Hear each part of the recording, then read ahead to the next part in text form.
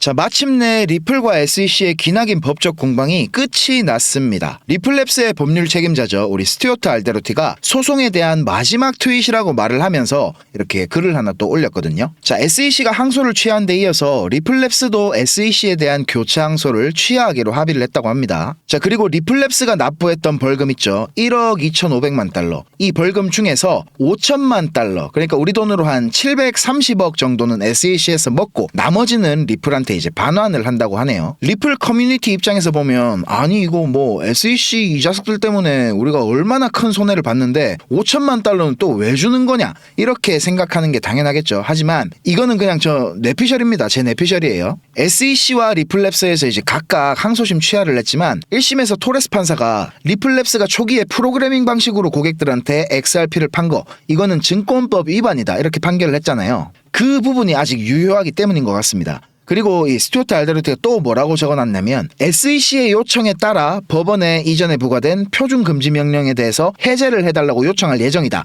이렇게 말을 했거든요. SEC가 먼저 리플에 요청을 했다는 겁니다. 야, 우리가 아무리 이거 생각해봐도 바이든 정부도 너무했고 갠슬러의 쭈꾸미 대가리도 진짜 잘못한 거다. 그러니까 우리가 법원에다가 명령한 거 해제해달라고 요청을 할 테니까 일단 요것만 받고 좀 이따가 우리가 다 돌려줄게, 이런 게 아닐까 좀 추측이 됩니다.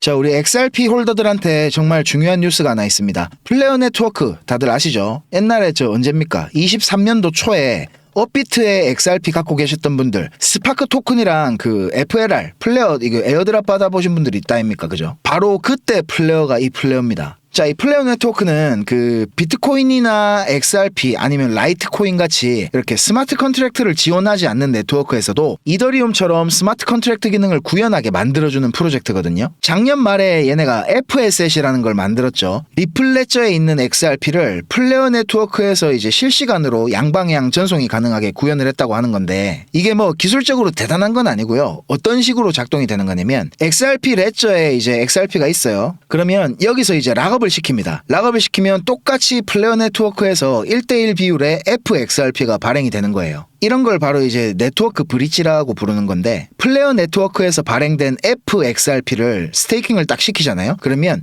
여러 체인에서 보상을 얻을 수가 있다는 겁니다. 저는 이 플레어의 다중체인 보상을 듣자마자 딱 이게 생각이 났거든요. 바빌론. 앞으로 우리 크립토 시장에서 비트코인을 이용한 디파이 시장은 무조건 이게 커질 수밖에 없는 분야인데, 자, 비트코인은 작업증명으로 구동을 하죠. 이 작업증명으로 작동하는 비트코인을 갖다가 스테이킹을 시키면 아까 그 FXRP랑 유사한 방식으로 비트코인을 이제 포스, 지분증명 네트워크에서 쓸 수 있게 이제 담보로 딱 잡고 이제 다른 네트워크에서 디파이에다가 이용을 한다는 겁니다. 그러면 이 지분증명으로 운영되는 네트워크 뭐가 있습니까? 예를 들면 그 이더리움이나 에이다, 폴리곤 같은 이런 토큰들을 비트코인을 스테이킹 시켜서 보상으로 받을 수 있다는 거예요. 자, 이런 멀티체인 스테이킹 같은 디파이 프로그램들이 계속 발전을 하면 우리 투자자들 입장에서도 그냥 갖고만 있던 XRP나 비트코인을 굴려서 이제 추가적으로 또 수익을 낼 수가 있는 거고, 온체인에서 자산의 활용도를 극대화시킬 수 있기 때문에 상당히 이게 좀 기대가 되는 부분이고요. 다만 한 가지 제가 걱정되는 거는, 예전에 루나 아시죠? 루나는 이제 스테이킹 해제하는데 2주가 걸렸어요. 이렇게 시간이 걸린다면 진짜 좀 곤란할 것 같거든요. 플레어에다가 이제 XRP 스테이킹 하는 거는 제가 새로운 소식 나올 때마다 여러분들한테 전달해 드리고, 스테이킹이 이제 본격적으로 지원이 되면 직접 제가 해보고 여러분들께도 어떻게 하는지 자세히 설명을 드릴 테니까요. 영상 놓치지 않으시려면 채널 구독 요 꼭 누르셔야 되겠죠. 자, 그리고 이 XRP를 이용한 디파이 프로젝트뿐만 아니라 리플은 이제 본격적으로 실물자산 토큰화 RWA 플랫폼으로의 확장을 도모하고 있거든요. 얼마 전에 리플이 이제 리플 커스터디에 대한 상표 출원을 마쳤다고 합니다. 거액의 현금을 들여서 메타코와 스탠다드 커스터디 같은 이런 라이센스를 이미 획득한 수탁 기업들을 인수했기 때문에 이렇게 빠른 시기에 리플 커스터디 서비스를 런칭할 수 있게 된 건데요. 리플이 이제 리플 USD를 발행한 이유도 고가치 자산들의 안정적인 토큰화를 염두에 둔 것이고, 유럽에서 이제 미카법이 시행되고 있잖아요. 미카법이 시행되기 훨씬 전부터 더 아일랜드 법인을 딱 설립했죠. 그래서 우회적으로 유럽 시장에 알박기를 했던 거, 이런 것도 모두 다 지금 와서 생각해보니까 리플랩스라는 기업을 실물자산 토큰화에 특화된 플랫폼으로 이제 더 나아가서는 미래 블록체인 은행의 모습을 갖추기 위한 전략이었다고 판단이 되거든요. 자, 리플이 지금 이 RWA 시장에 이렇게나 진심인 이유는 결국 이 돈 때문이겠죠. 리플은 기업들을 대상으로 사업을 하는 엔터프라이즈급 회사고, 결국 기업은 뭡니까? 이윤을 내야 되잖아요. 이윤을. 그죠? 전 세계 자산 시장은 결국 서서히 24시간 운영되는 디지털 자산 시장으로 바뀔 수밖에 없고, 이런 금융시장은 안정성이 제일 최우선시되는 분야이기 때문에 이더리움 같이 조건이 복잡한 스마트 컨트랙트 네트워크보다는 리플랩저 같은 처음부터 이제 금융에 특화되어 만들어진 네트워크가 선호될 수밖에 없습니다. 그리고 리플랩스는 너무 똑똑하게도 오래전부터 이런 그림을 그리고 있었다는 거예요. 자, 실물자산 시장은 1000조 달러, 이게 얼마인지 아세요? 우리 돈으로 한 150경 정도 되는 금액이거든요. 진짜 엄청난 규모의 시장인데, 여기에 일부분만 리플이 선점을 한다고 해도 네트워크에 유입되는 자금은 지금 비트코인 시가총액의 수십 배에 달하는 금액일 겁니다. 그래서 제가 2017년도 때처럼 리플이 비트코인 시총을 넘어설 수도 있다는 것이 전혀 뭐 근거 없는 소리가 아니라고 말씀을 드리는 거예요. 자, 리플레저에서 토큰화되고 커스터디되는 자산이 많이 생기면 생길수록 거버넌스 토큰인 우리 XRP는 꾸준히 수수료로 사용이 되면서 소각이 되겠죠. 자, 티끌모아 태산이라는 말도 있듯이 아무리 XRP 수수료가 저렴하다고 해도 이더리움이나 솔라나와는 다르게 XRP는 발행량이 한정돼 있잖아요. 그래서 이제 자산들이 토큰화되는 정도에 비례해서 디플레이션이 가속화되게 되는 건데, 이런 부분들이 이제 XRP 가격이 꾸준하게 우상향하는 환경이 이미 만들어져 있다는 겁니다. 이제 거기에다가 의미를 더해줄 게 바로 이 온도 파이낸스의 미국 국채펀드죠. OUSG를 리플레저에서도 이제 거래를 할 수가 있게 된 건데요. 지금 트럼프의 미국 정부에서 달러 패권을 위해 가지고 스테이블 코인 관련된 법안이나 제도들을 엄청나게 서두르고 있는 거 아시죠? 자, 결국 이러한 방향성과 리플이 원하는 게 지금 일맥상통하는 상황이기 때문에 여러 전문가들이 트럼프 2.0 정부의 암호화폐 정책 최대 수혜자는 리플이다, 이렇게 말을 하고 있는 겁니다. 자, 그리고 제가 여기서 질문 하나 딱 드릴게요. 앞으로 나올 XRP ETF, 그리고 방금 전 보신 이 온도 파이낸스, 그리고 트럼프 행정부, 마지막으로 월가, 이렇게 4가지 단어를 들으면 뭐가 떠오르세요? 자, 힌트 잠깐 드릴까요? 세계 최대의 자산운용사, 아시겠죠? 바로 블랙록입니다. 지금 블랙록은 비트코인 현물 ETF IBIT로 엄청난 성공을 거두고 있는 중인데, 지금까지는 블랙록이 고객들의 돈으로 크립토 시장에 투자를 해왔습니다. 자, 그런데 이제 본격적으로 블랙록 내부 자금, 그러니까 진짜 자기들 돈을 풀 준비를 하는 움직임이 나타나고 있거든요. 지금 우리 크립토 시장에서 제일 큰 이슈는 뭐니뭐니 해도 역시 기록적으로 자금을 유입시키고 있는 비트코인 현물 ETF입니다. 이 중에서도 단연 시장의 이목은 블랙록의 ETF 상품인 IBIT에 집중이 돼 있습니다. 블랙록은 혼자서만 200억 달러 유입을 출시 144일 만에 달성했습니다. 우리 돈으로 거의 28조에 가까운 자금 유입을 만들어낸 겁니다. 이 기록으로 ETF 역사상 최단기간에 운용자산 200억 달러를 돌파한 상품으로 이름을 올렸습니다. 2위는 JP모건의 JEPI라는 상품인데 985일이 걸렸습니다. 차이가 뭐 상당하죠. 그리고 지금 뉴욕 증권거래소에 상장된 ETF 상품이 3,000개 정도 된다고 하거든요. 이 중에 자산 규모가 100억 달러가 넘는 종목이 4%밖에 안 됩니다. 평균적으로 수년에서 길게는 수십 년이 걸리는 건데, 블랙록은 이걸 144일 만에 해낸 겁니다. 블랙록 레리 핑크 회장은 예전에는 뭐 비트코인 욕을 엄청 했었죠. 돈 세탁을 위한 돈이라는 둥 뭐 이런 소리들을 했었습니다. 그런데 2022년도부터 입장을 완전히 바꿉니다. 스테이블 코인 USDC 아시죠? USDC의 발행사인 서클에다가 4억 달러 투자를 발표하고 나서 블랙록의 기관 고객들 중에서 비트코인에 관심이 있는 투자자들을 조용히 끌어들였습니다. 그리고 나서 사모펀드를 하나 만들어가지고 블랙록 자체 자금으로 비트코인에 투자를 하기 시작했습니다. 올 초에 비트코인 현물 ETF 상품이 승인된 직후에는 이런 말을 했었죠. 비트코인은 디지털 골드다. 금을 대체할 글로벌 자산이다. 월스트리트의 제일 큰 스피커 중에 하나인 레리 핑크의 이런 발언 때문에 비트코인은 금처럼 완벽하게 제도권 안에 들어온 가치 저장 수단으로 인정을 받고 있습니다. 세계에서 제일 큰 돈을 굴리는 불리는 블랙록의 CEO가 이런 말을 하니까 자연스럽게 뉴욕 거래소에 천문학적인 자금들이 유입이 되고 그동안 상장사 중에서 비트코인 보유량으로는 항상 최고를 달리던 마이크로 스트래티지를 제치고 블랙록이 세계에서 비트코인이 제일 많은 회사로 올라섰습니다. 이 뉴스가 나오던 시점에 27만 4천 개가 조금 넘게 보유하고 있더라고요. 어마어마하죠. 마이크로 스트래티지의 마이클 세일러가 2020년부터 비트코인을 모았는데 4년 동안 사모은 양을 블랙록은 3달 만에 뛰어넘은 겁니다. 지금은 30만 개도 훨씬 더 넘는 비트코인을 보유 중입니다.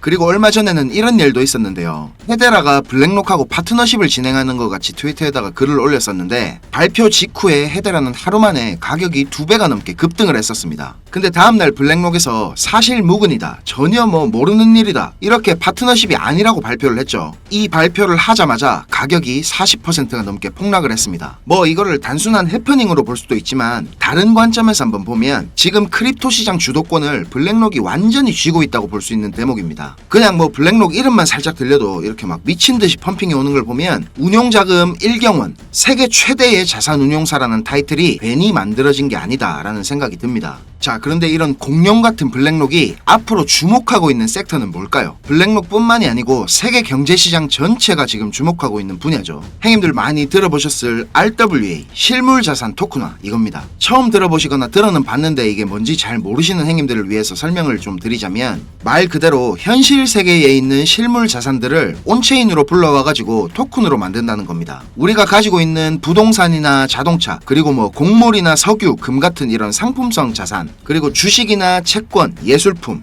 심지어는 탄소 배출권 같은 것들도 블록체인에서 토큰화를 시킨다는 겁니다. 자, 그런데 왜 이런 실물 자산들을 토큰화하려고 하느냐? RWA를 통해서 기존의 실물 자산 시장의 낮은 유동성 그리고 높은 진입 장벽 같은 이런 비효율성들을 개선하는 데 목적이 있는 겁니다. 대표적인 RWA의 적용 사례는 역시 이런 부동산이겠죠. 부동산의 토큰화를 통해 가지고 소유권이나 임대권을 이제 블록체인 상에서 거래할 수 있게 된다면 기존의 복잡했던 거래 방식과 소액 투자에 불가능으로 접근이 어려웠던 부동산 시장은 더 많은 사람들에게 개방이 될 거고 엄청난 유동성의 증가를 촉진시킬 겁니다. 그리고 예술품이나 소장품들도 토큰화가 된다면 고가의 소장품들의 조각 투자 이걸 해가지고 소유권의 일부를 가질 수가 있기 때문에 마찬가지로 유동성과 접근성이 엄청나게 향상이 되겠죠. 그리고 증권이나 금융상품의 토큰화도 상당히 중요한 부분인데 기업 입장에서는 추가 자금을 모집하고 효율적으로 자산을 관리할 수가 있을 것이고 주식시장은 지금 내가 만약에 주식을 팔면 2거래일 이후에 돈을 받을 수가 있는데 토큰화를 통해서 우리 크립토 시장처럼 24시간 열려있는 이런 T+0의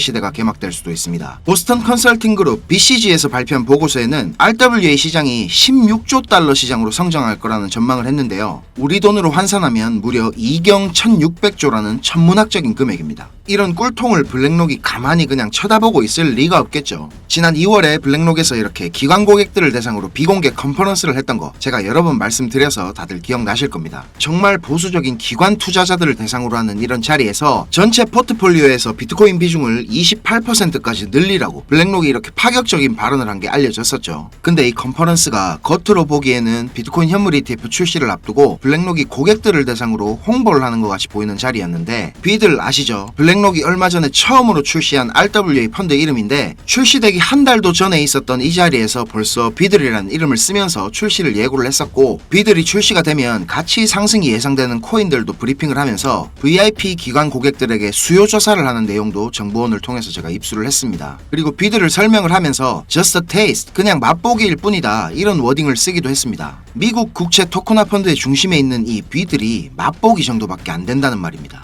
자, 이거 제가 최초로 밝히는 겁니다. 이 비공개 컨퍼런스 안에서 더 은밀하게 VIP 고객들을 대상으로 하는 또 다른 비공개 모임이 있었습니다. 여기서 이제 진짜 블랙록이 공을 들이고 있는 프로젝트를 공개를 했는데 자, 무슨 프로젝트인지 궁금하시죠? 사실 제가 이걸 오픈을 할까 말까 진짜 고민을 많이 했습니다. 그런데 제가 이런 자료를 공개하기로 결심을 한 제일 큰 이유는 하루에도 몇 분씩 저한테 가슴 아픈 사연들을 말씀해 주시는데 불과 2년 전까지만 하더라도 저는 하루에도 몇 번씩 죽고 싶다는 생각을 했었던 적이 있었습니다. 정말 힘들던 그 당시에 저를 도와줬던 고마운 분들이 아직도 잊을 수가 없는데 제가 받았던 그 마음들을 저도 이제 누군가에게 나누어 줄 때가 되었다는 생각이 들었습니다. 저 나름대로 큰 결심을 하고 공개하는 것인 만큼 좋아요, 구독, 알림 설정 요거 안 하셨으면 한 번씩만 꼭 부탁드리겠습니다. 자, 군더더기 없이 빠르게 전달해 드리고 마치겠습니다. 지금 보고 계시는 자료들이 제 정보원이 보내준 자료 중 일부인데, 이 친구는 지금 영국에서 블랙록의 VIP 고객사 중에 한 곳인 회사에 근무를 하고 있습니다. 자, 이 자료를 보면 블랙록이 얼마나 오랫동안 이 프로젝트를 준비를 해왔는지 알 수가 있는데요. 시장 상황과 더불어서 여러 가지 기술적인 지표들도 정말 치밀하게 분석이 되어 있고, 예상되는 자금 조달 규모에 따른 수익률도 꼼꼼하게 정리가 되어 있습니다. 그리고 개인적으로 저는 이 부분을 보고 정말 놀랐는데요. 우리가 그동안 뭐 세력이 어쩌고 저쩌고 이야기를 자주 했었지만, 사실 세력이라는 게 정말 실체가 있는지 없는지조차도 확인할 방법이 없었습니다. 그렇죠? 근데 이 자료를 보면 정확히 어떤 시점에 이렇게 덤핑을 시키고 얼마의 가격으로 얼마 동안 매집을 할지도 상세하게 플랜이 짜여 돌아가는 걸 볼 수가 있습니다. 개미들만 계속 손해를 보는 데는 다 이유가 있는 거였습니다. 자, 이제 제가 이게 어떤 코인인지 공개를 하겠습니다. 블랙록이 가격을 의도적으로 누르면서 이렇게 비밀리에 매집을 하고 있던 코인은, 자, 바로 이 종목입니다. 업비트에서도 오래전부터 상장이 되어 있던 코인이고요. 저도 가끔 한 번씩 차트 살펴보던 종목인데, 이게 왜 이렇게 안 갈까 이렇게 생각을 했었는데 다 이유가 있는 거였습니다. 이런 거를 이제 주식하는 사람들은 작전주 뭐 이래 부르죠. 사실 이런 코인들은 기술적인 분석이 의미가 없긴 하지만 기술적으로 봐도 지금 상승할 수 있는 근거들이 여러 가지가 보이고 있습니다. 좀 있으면 엄청난 폭등이 나올 수밖에 없는 상황으로 보이는데요. 저도 제가 이 자료를 받았을 때부터 지금 꾸준하게 모아가고 있습니다. 자, 제가 지금 이 종목을 모자이크를 해서 보여드리고 있는데요. 제가 이걸 지금 여기서 아무렇게나 공개를 하면 뭐 저는 상관없지만, 제가 좋은 뜻으로 공유하는 이런 것들을 누군가는 악용을 해서 이걸 뭐 돈을 받고 판다든지 하면서 다른 사람들한테 피해를 입히는 행동을 할 수가 있다는 게 제일 큰 문제고요. 또 제 정보원의 신변이 노출될 수 있는 부분이기 때문에 제 나름대로 조심을 하면서 공유를 드리려고 합니다. 010-5528-2156, 010-5528-2156 이 번호로